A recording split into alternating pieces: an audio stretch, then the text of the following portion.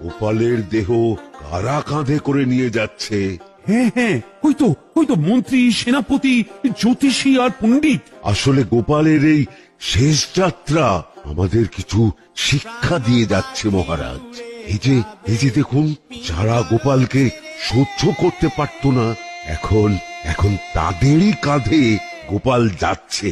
তার মানে শেষ পর্যন্ত কেউই কারোর শত্রু থাকে না, সবাই মান অভিমান ভুলে কাঁধে কাঁধ মিলিয়ে পার করে দেয়। আর ওই যে মোহর আর অলংকার ছড়িয়ে যাচ্ছে, সেটাও বুঝিয়ে দেয় যে এই অর্থ, সমৃদ্ধি সবই ফেলে একসময় চলে যেতে হবে। দুটো খালি হাতও বুঝিয়ে দিচ্ছে খালি হাতেই আমরা সংসারে এসেছিলাম, আর খালি হাতেই আমাদের যেতে হবে।